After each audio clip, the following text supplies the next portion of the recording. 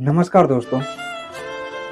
किसी ने बड़े कमाल की बात कही है कि अगर घर से बाहर निकलो तो भगवान के हाथ जोड़ कर के निकलो और उनसे यह बोलो कि हे भगवान, अगर मैं बाहर जा रहा हूं तो आप भी हमेशा मेरे साथ चलना, क्योंकि आप चाहे करोड़ों की घड़ी पहन ले लेकिन समय तो सिर्फ भगवान के हाथ में है। नमस्कार दोस्तों, मेरा नाम है नरेश सिंह गुजर और आप देख रहे हैं एक और नया मोटिवेशन वीडियो।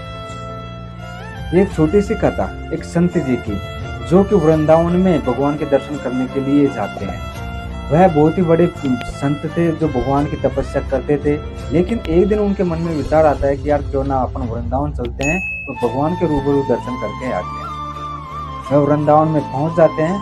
पहुंच करके वहां पर भगवान के लिए प्रसाद निकालते हैं और भगवान को प्रसाद चढ़ाते हैं। चढ़ा करके जब वह वापस आ रहे थे तब उनके मन में एक ख्याल आता है और वह सोचते हैं कि यार अपन वापस पटना के लिए चलते हैं। वह पटना के जो रहने वाले थे वह संत जी बोलते हैं कि यार अपन पटना के लिए वापस चल रहे हैं, अपने आश्रम में चल रहे हैं, तो क्यों ना यहाँ इस भगवान की धरती के जो लड्डू मिठाई वगैरह थी, इस पावन धरती के जो एक अमृत के बराबर है, अपन यहाँ से कुछ ले चलते हैं ताकि हमारे साथ में रहने वालों को भी इस यहाँ का महसूस हो जाए कि यार वहाँ पर वृंदावन की मिठाइयाँ ऐसी होती है।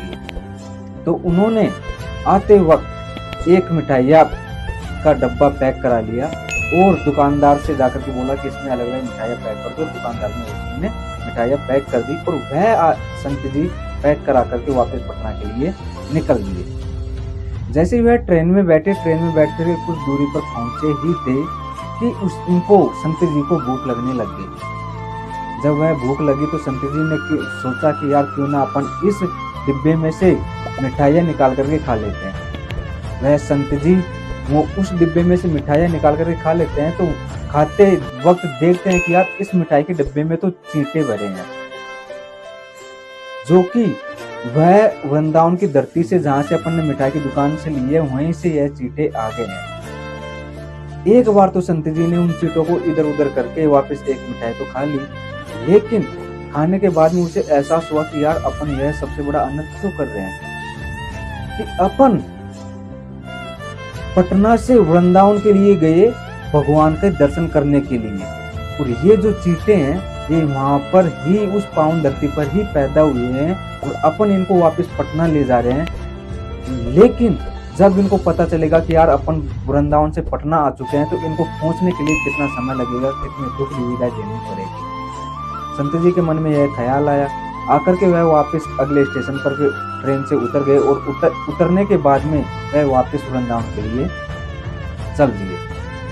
वृंदावन में पहुंच करके वापस वही दुकान पर जाकर के पहुंच करके बोला कि हे अंकल, जो भी, हे आदमी, हे मनुष्य, हे पार्थ, जो भी उन्होंने बोला, उन्होंने कहा कि यार आपने जो मिठाइयाँ दी उसमें बहुत सारे चींटे थे।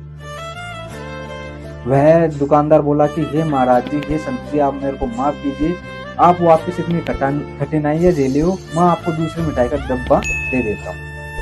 संत जी बोले कि अरे मैं ऐसी बात नहीं बोल रहा था, मैं ऐसे बोल रहा था कि आपने जो मिठाई के डिब्बे दिए वह चींटे यहाँ से पटना के लिए जा रहे थे।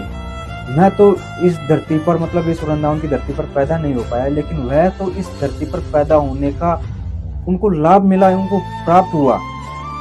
तो मैं ऐसा मौका मेरे जीवन में तो नहीं हो पाया, लेकिन मैं उनको ऐसा मौका, मतलब ऐसी दुख दुविधा नहीं देना चाहता था।